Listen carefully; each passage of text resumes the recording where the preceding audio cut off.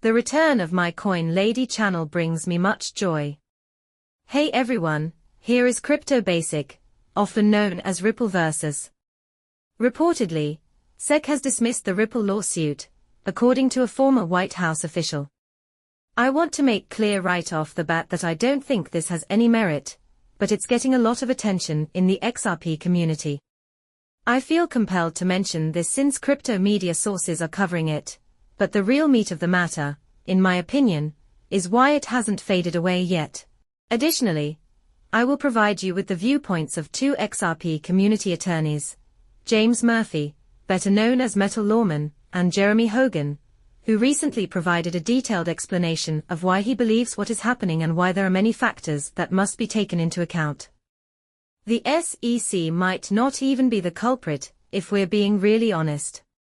Could it be Ripple? Take a seat. I will clarify. According to Anthony Scaramucci, who was the Director of Communications for the White House in the past, the SEC has decided not to press charges against Ripple. This daring claim was made by Scaramucci in a recent interview for the Wolf of All Streets podcast.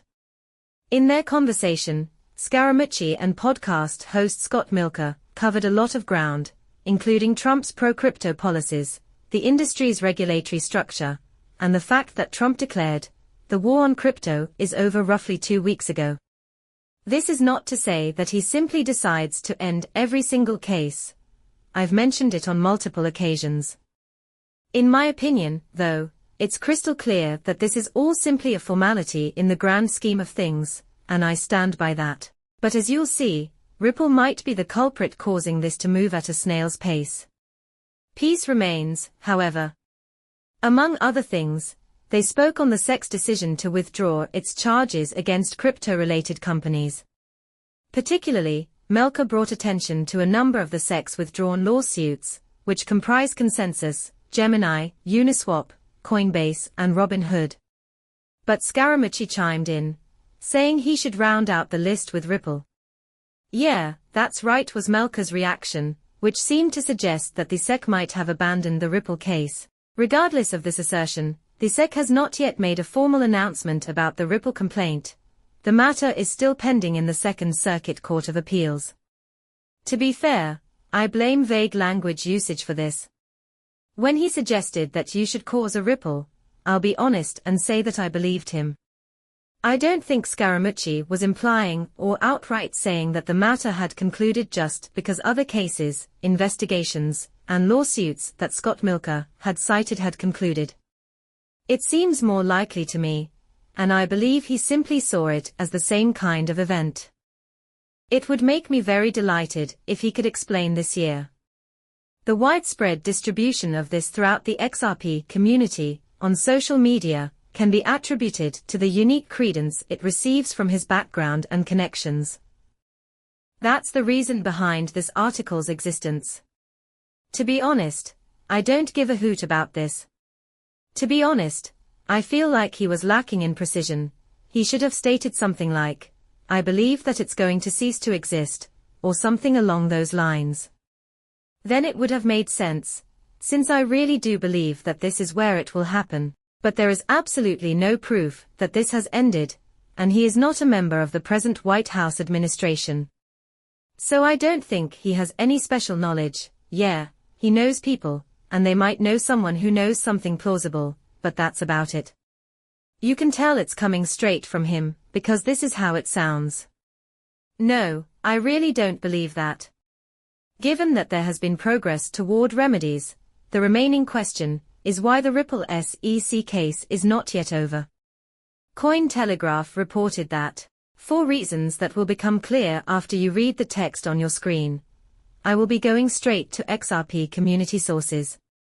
I will swiftly review what I published a few days ago since it is highly pertinent to the following section, which offers the viewpoint of attorney Jeremy Hogan. This is because attorney Hogan reposted the post from attorney Murphy. Currently, that is displayed on your screen. Therefore, I should definitely go over this again. I'll do my best to get this done quickly. Run through it a little to make sure the table is set up correctly. However, there is a specific sequence in which I must complete the new paperwork that Attorney Hogan has given me. So, this is the legal opinion of Murphy. Though the SEC's inexplicable hesitancy to reject the Ripple argument has led me to a hypothesis. That might be the SEC. In an effort to have the SEC agree to vacate part, or all of Judge Torres's order, Ripple may be engaging in intense negotiations. The XRP holders undoubtedly benefited from the Torres ruling, but Ripple did not. The reason being that they were found to have violated securities laws and were subject to AB injunction, with associated bad boy penalties. I think the SEC would have gladly accepted a settlement in which both parties dropped their appeals, and the SEC took the $125 million fine if Ripple was thinking about an exempt securities offering, or initial public offering, IPO, in the future. In my opinion, it's reasonable to assume that Ripple is trying to negotiate a better agreement. All I can say is that this is my wild guess. Sure, I could be completely incorrect. It's quite unlikely that a federal court would agree to reverse a previous decision as part of a settlement, as has already been pointed out.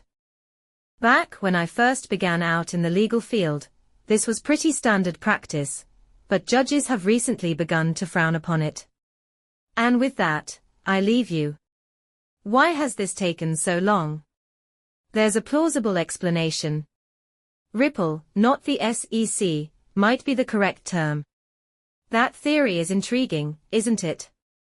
Very possible. Here is the statement made by Attorney Hogan. As James mentioned below, the injunction in Judge Torres's verdict likely caused the delay in concluding Ripple's dispute. The court virtually barred Ripple from making direct sales to clients. So he reposted that and wrote the following on X. Obviously, Ripple would prefer not to have the injunction at all, but there are ways around it. Very well, everyone. As you may expect, he is referring to the institutional side of things, specifically the programmatic sales side of Ripple, which essentially entails the blind selling of XRP to individuals on cryptocurrency exchanges. That's the gist of it, but the institutional side lost out with their clients, and it all still doesn't make any sense to me. Fortunately, it will not have any immediate effect on XRP holders. However, I can see why Ripple would want to fight this, and it may be dragging things out anyhow. Assuming the SEC is willing to collaborate with them, Attorney Hogan says, the problem is that the parties cannot mutually agree to ignore a court injunction. The restraining order is an injunction prohibiting the man from being within 200 feet of his girlfriend, and many men have gotten themselves into legal problems by assuming that they could disobey it now that they were back with their partner. What is the procedure for removing an injunction? Because of how complicated it is, I don't see this case ending before April or May, even though similar ones have already been dropped. Seeing my video is an honor. Thank you for watching my channel and for subscribing. I will see you later.